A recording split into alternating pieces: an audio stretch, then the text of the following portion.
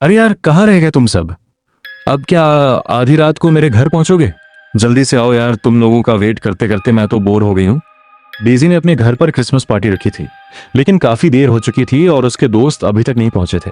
थोड़ी देर बाद आखिरकार उसके 4 दोस्त कैरोलिन, रिबेका, जॉन और एरिक वहां पहुंच गए। सब क्रिसमस थीम वाले कपड़ों में थे और हाथों में गिफ्ट्स लिए हुए थे। सीरियसली गाइस, टाइम देखा है? पता है कितनी देर लगा दी तुम लोगों ने?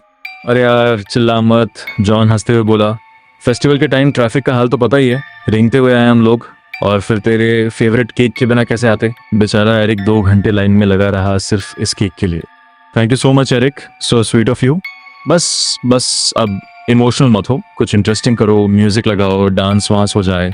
हाँ क्यों नहीं, डेजी मुस्कुराई। एरिक तुम म्यूजिक कनेक्ट करो, तब तक मैं किचन से कुछ खाने को लाती हूँ। एरिक ने म्यूजिक ऑन किया और पार्टी का माहौल बनने लगा। डेजी किचन में चली गई। उसने ओवन से गर्मा गर्म पफ पेस्ट्री निकाली। खुशबू पूरे किचन में फैल गई थी। वो प्लेट में उन्हें सजाने ही लगी थी कि तभी टक टक टक। इतनी रात को मेरे किचन की खिड़की कौन खटखटा रहा है? ये पड़ोस के बच्चे भी ना। डेजी ने खिड़की से बाहर झांका। बाहर सिर्फ अंधेरा था, कोई दिखाई नहीं दिया। शायद मेरा वहम होगा, लेकिन तभी फिर वही आवाज आई, टक टक टक। बहुत हो गया मजाक। गुस्से में उसने खिड़की का लॉक खोला। जैसे ही खिड़की खुली, ठंडी हवा का एक तेज झोंका अंदर आया। उसके रोंगटे खड़े हो गए। अगर बाहर कोई नहीं है तो खटखटा कौन रहा था? वो घबराकर खिड़की बंद करने ही वाली थी कि अचानक अंधेरे में उसे एक चेहरा दिखाई दिया। सांता क्लॉज के कपड़ों में एक आदमी जो उसे घूर रहा था। डेजी डर के मारे चीख पड़ी। उसकी चीख सुनकर कैरोलिन भागती हुई किचन में आई। डेजी क्या हुआ?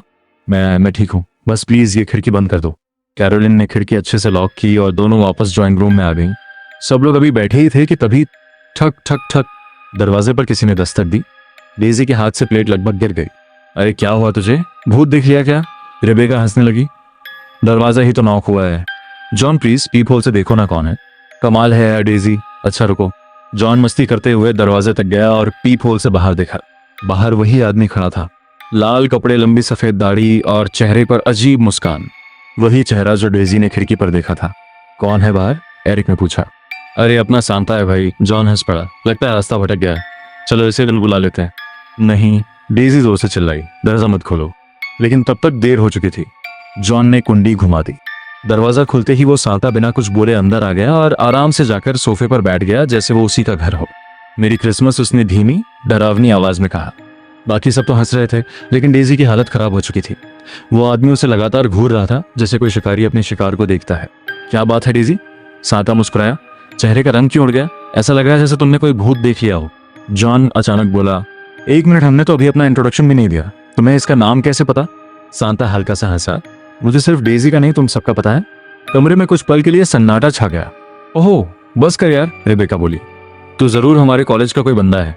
तुम समझदार लगती हो, सांता उसकी तरफ देखकर बोला। अफसोस हर कोई इतना लकी नहीं होता। ज्ञान मत बांटो मिस्टर सांता। जॉन हंस पड़ा। ये बताओ गिफ्ट लाए हो या नहीं? गिफ्ट तो सबके लिए है, सांता बोला, लेकिन डेजी के लिए कुछ खास है। सैंटा ने अपने थैले से एक एक करके गिफ्ट्स निकाले पुराना और कैरोलिन, उसमें से जॉन और एरिक को दे दिए। सब खुश थे, लेकिन फिर उसने बैग के सबसे नीचे से एक बड़ा सा बॉक्स निकाला। उसका रैपिंग पेपर बहुत पुराना और गंदा लग रहा था, जैसे सालों से कहीं पड़ा हो। और उसमें से एक अजीब सी सड़ी हुई बदबू आ रही थी। छी, ये कैसी गंदी स्मेल आ रही है इसमें से। तुम मेरे साथ कोई भद्दा मजाक कर रहे हो क्या? सीरियसली, मुझे ये सब बिल्कुल अच्छा नहीं लग रहा। डेजी, तुम्हारे अंदर यही कमी है, पेशेंस नहीं है तुम्हें। वो कहावत नहीं सुनी, डोंट जज a book by its cover. लिफाफा गंदा है तो क्या हुआ, अंदर का गिफ्ट तो वही है जिसकी तुम हकदार हो, जो तुम डिजर्व करती हो। लो भाई डेजी, लगता है ये सैंटा तुझे कुछ ज्यादा ही अच्छे से जानता है। इसे पता है तेरी असलियत क्या है। गाइस सीरियसली बताओ, ये तुम लोगों का ही कोई प्रैंक है ना? तुम ही लाए हो ना इसे अपने साथ? अरे नहीं पगली, हम लाते तो तुझे बता नहीं देते, और हम ऐसे किसी अजीब नमूने को क्यों लाएंगे? वैसे thank you mister Santa gift के लिए। You are welcome, you are welcome. अच्छा मेरा काम हो गया, तुम सबसे अगले साल मुलाकात होगी, और डेजी तुमसे बहुत जल्द। क्या जल्द मतलब? डेजी कुछ पूछ पाती इससे पहले ही वो अजीब सा सैंटा अपनी डरावनी हंसी के साथ अंधेरे में बाहर निकल गया।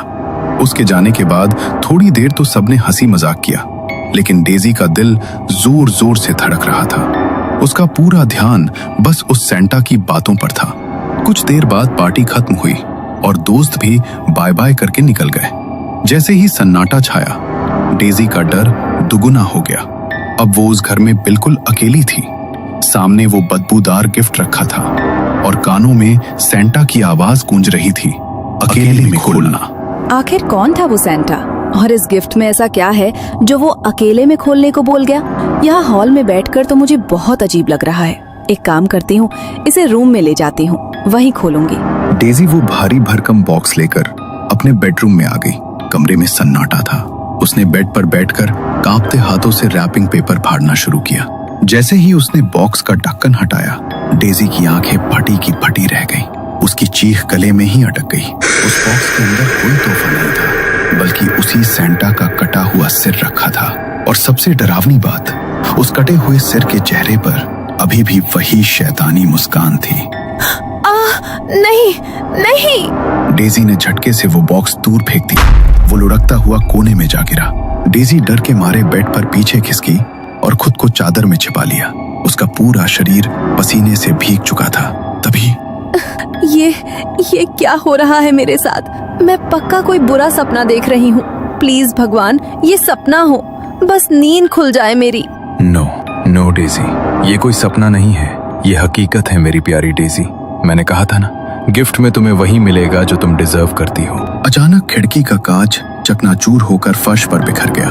एक तेज चुभने वाली सीटी जैसी आवाज डेजी के कानों में गूंजने लगी, जैसे उसके कान फट जाएंगे। उसने दर्द से कान बंद कर लिए। तभी उसे महसूस हुआ कि कमरे का तापमान गिर गया है और वहां कोई और भी है। डेजी ने डरते डरते आंखें खोली। सामने वही सेंटा खड़ा था, गर्दन अजीब तरह से टेढ़ी किए हुए, और वो उसे देखकर भयानक तरीके से हंस रहा था। डेजी अपनी जान बचाने के लिए पीछे खिसकी, लेकिन सेंटा धीरे धीरे आगे बढ़ रहा था। तभी डेजी का हाथ साइड टेबल पर लगा और वहां रखी एक फोटो फ्रेम गिरकर टूट गई। डेजी की नजर टूटी हुई तस्वीर पर पड़ी। वो उसके बड़े भाई की तस्वीर थी। भैया? बिल्कुल सही पहचाना, तेरा सौतेला बड़ा भैया। वैसे सच में पहचान लिया या फोटो गिरने से याद आई मेरी? क्या तुम मेरे भैया नहीं हो सकते? भैया की मौत तो 1 साल पहले हो चुकी है। तुम झूठ बोल रहे हो। मैं पुलिस को बुलाऊंगी, दूर रहो मुझसे। अरे मेरी प्यारी सौतेली बहन, लगता है बड़ा अफसोस है तुम्हें मेरी मौत का, लेकिन शायद तुम एक छोटी सी बात भूल रही हो डेजी। मुझे मारने वाला कोई और नहीं, तुम ही थी। याददाश्त कमजोर हो गई है क्या? या याद दिलाऊं पिछले क्रिसमस की रात? देखो, बस बहुत हो गया। मैं नहीं जानती तुम क्या बकवास कर रहे हो। मैं अपने भाई को क्यों मारूंगी? मैं बहुत प्यार करती थी उनसे। झूठ, प्यार नहीं, तुम्हें सिर्फ प्रॉपर्टी से प्यार था। तुम्हें मेरे हिस्से की दौलत चाहिए थी और मुझे रास्ते से हटाए बिना वो मुमकिन नहीं था। इसलिए तुमने मेरी गाड़ी के ब्रेक फेल करवा दिए। तुमने जानबूझकर मुझे उस पहाड़ी वाले रास्ते पर भेजा ताकि मेरा एक्सीडेंट हो जाए और मैं खाई में गिर जाऊं, और वही हुआ। मैं तड़प तड़प कर मर गया और तुम यहाँ मेरी प्रॉपर्टी पर ऐश कर रही हो। सेंटा की आंखें अब अंगारों की तरह लाल हो चुकी थी। अब मुझे अपनी प्यारी बहन की बहुत याद आ रही है डेजी। मैं वहां अकेला बोर हो गया हूं, इसलिए अब तुम मेरे साथ चलोगी। नहीं भैया, प्लीज मुझे माफ कर दो। मुझसे बहुत बड़ी गलती हो गई थी। लालच ने मुझे अंधा कर दिया था। मैं बहुत शर्मिंदा हूँ। भैया प्लीज मुझे मत मारो, मुझे छोड़ दो। देखो तो जरा, कितनी मासूम लग रही हो तुम। लेकिन डेजी, जितनी अच्छी तुम हो उतना अच्छा मैं नहीं बन पाऊंगा। मेरा इंसाफ मैं खुद करूंगा। अचानक पूरा कमरा हिलने लगा, जैसे भूकंप आ गया हो। चीजें हवा में उड़ने लगी। सेंटा ने अपने दोनों हाथ आगे बढ़ाए और डेजी की गर्दन पकड़ ली। भैया?